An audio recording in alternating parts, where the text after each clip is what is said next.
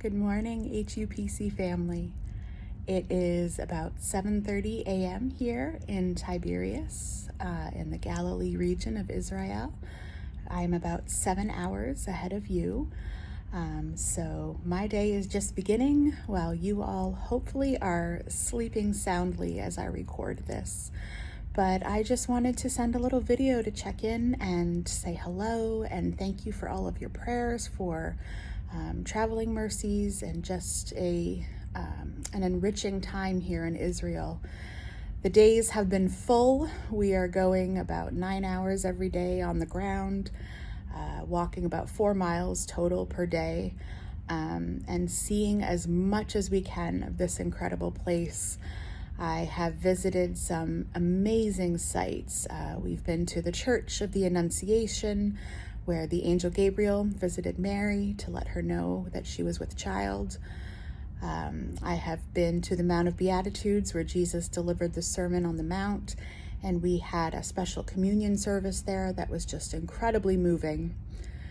I've been to Capernaum, where Peter's mother-in-law lived, and Jesus would have been in the synagogue, the remains of the synagogue that are still there.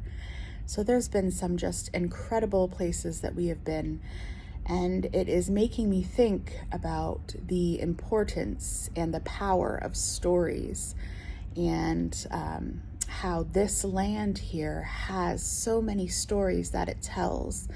As archaeological excavations are done and history is uncovered, there are stories that come to life from our scriptures, and it is an incredible thing to see. The very land itself just has a feel about it. It has almost a persona, like it's a living thing, and it tells so many stories. And the people here tell stories as well. I have been blessed to have some very wonderful conversations with people that are living here in Israel, and not all of the stories are happy ones.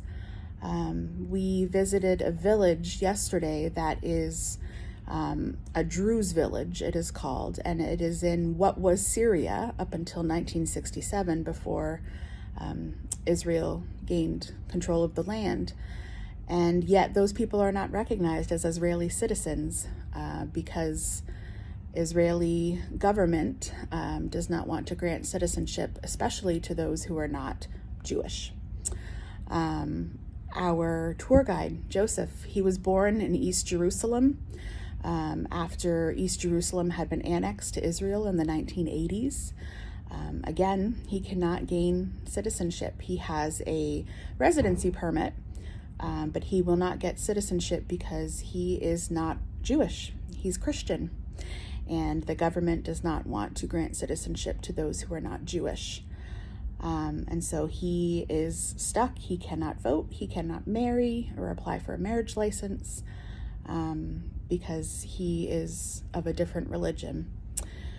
And so these stories have been deeply moving, and they have brought so much to light about the socio-political climate here in this land. And it just makes me think about how our life, our stories are filled with ones that are beautiful, and they are filled with ones that have pain. And yet God walks with us through them all.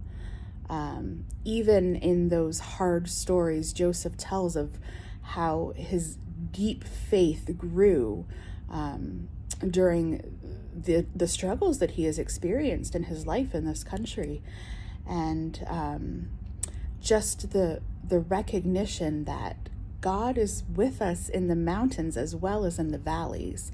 And I've seen literal mountains and I've seen literal valleys here, and it has really made those words come to life. So I pray over you today. I pray that as you reflect on your own stories and reflect on the ones that are joyful and beautiful and happy, and the ones that maybe have a little bit of pain to them, I pray that you sense the Lord's closeness, that you sense his comfort and his walking with you in it all. And I pray that you know that your story matters. Shalom, as we would say here. I wish you peace today, And I just send love and greetings from Israel, and I will speak to you all soon.